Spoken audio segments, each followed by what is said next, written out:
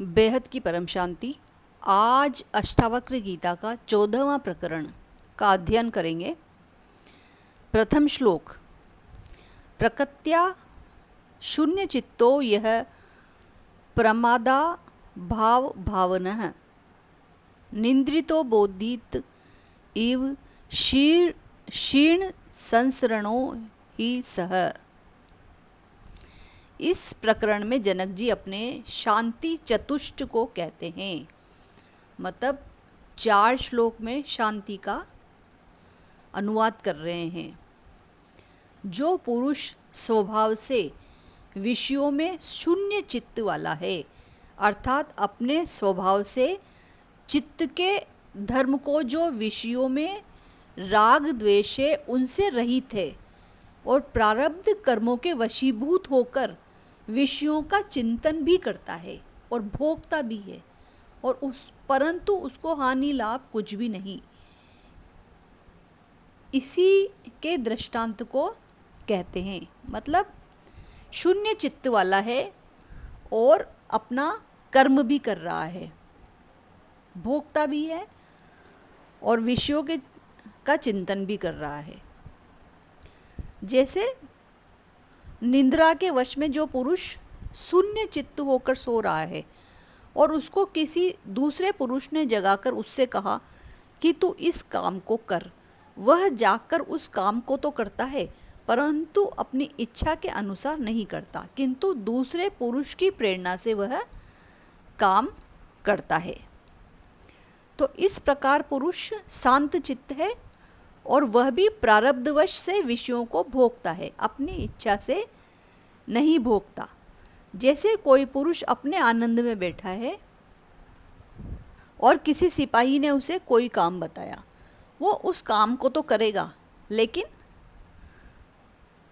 मन से नहीं करेगा, मतलब उसको मजबूरी में करेगा।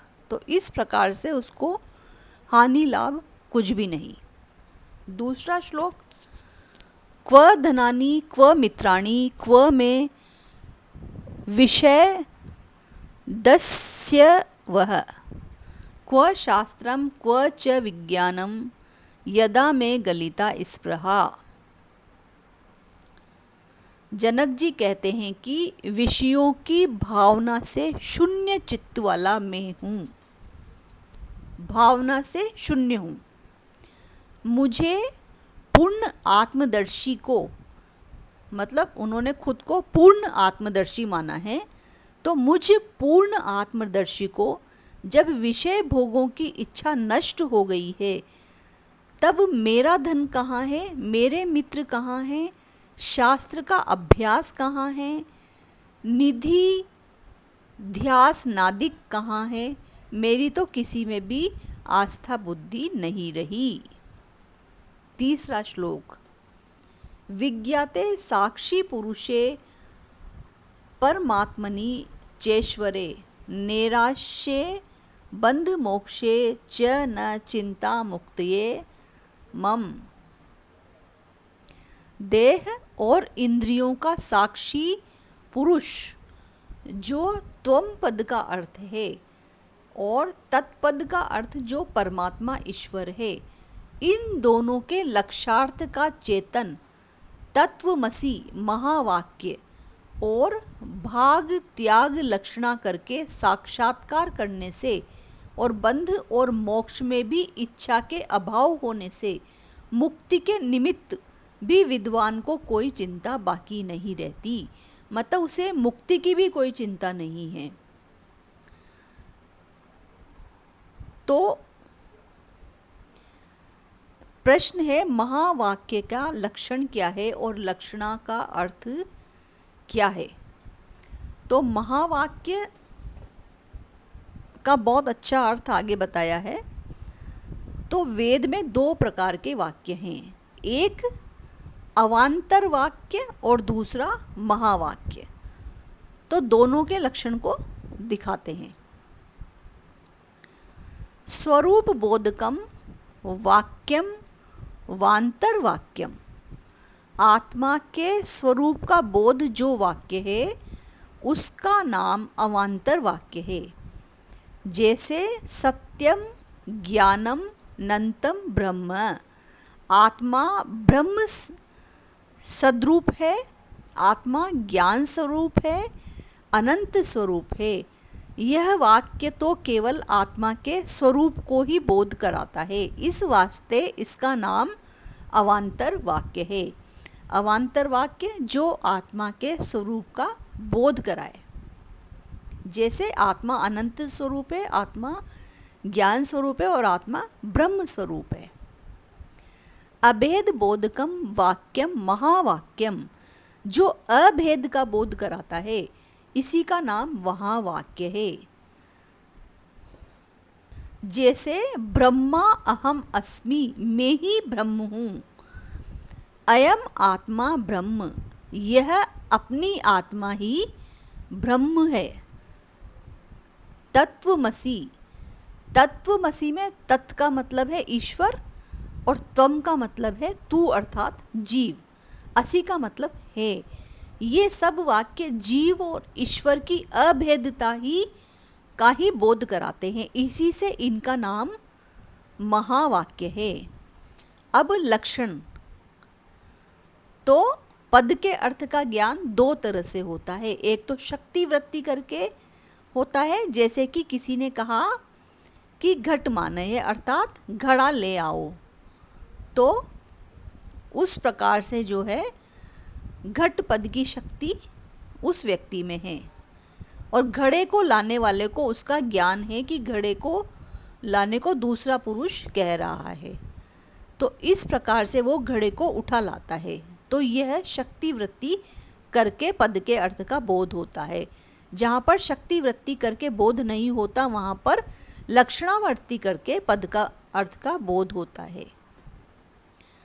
शक्य संबंधो ही लक्षणा, शक्ति के आश्रय का नाम शक्य है, अर्थात पद जिस अर्थ का बोधन करे उस अर्थ का नाम शक्य है। तो जिस विद्वान ने महावाक्यों का भेद जान लिया है और भाग त्याग लक्षणा करके जीव ईश्वर की अभेदता को जान लिया है, वही मुक्त है। उसको मुक्ति की कोई चिंता नहीं है। चौथा श्लोक, अंतर्विकल्प शून्यस्य बहि स्वच्छंदचारिणः भ्रांत स्येव दशास्तादृशा एवं जानते।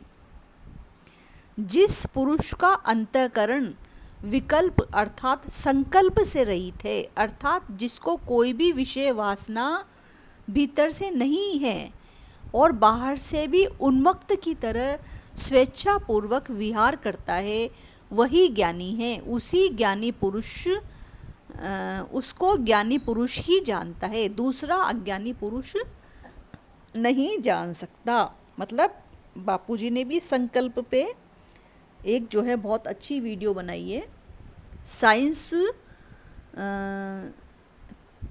मतलब उसमें है साइंस ऑफ द सोल करके है, उसमें पूरा संकल्पों का ज्ञान बापूजी ने दिया है।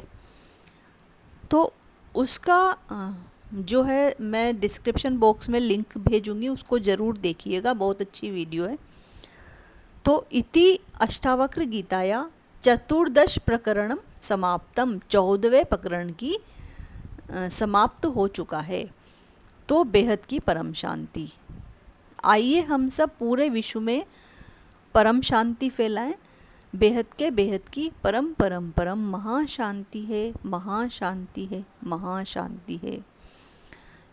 इस मंत्र को जब हम बुद्धि से ऊंचते ऊंच परम धाम में पहुंचकर परम पिता परमात्मा को प्रकाश स्वरूप में याद करके जब हम ये मंत्र बोलेंगे, तो इससे हमारी आत्मा में शक्ति आएगी और उस शक्ति से पूरे विश्व में परम शांति फैलेगी। और बापूजी की वीडियो देखने के लिए बापूजी का चैनल बापूजी दशरथ भाई पटेल है, वहाँ से आप ये चैनल देख सकते हैं।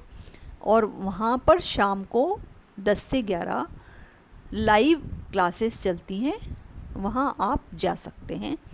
और सुबह 5:30 से 6:30 परम शांति मोटिवेशन एंड मेडिटेशन चैनल पर लाइव क्लासेस हैं, वहाँ से आप उसका अध्ययन कर सकते हैं। बेहद की परम शांति। वीडियो को अंत तक देखने के लिए बहुत बहुत धन्यवाद।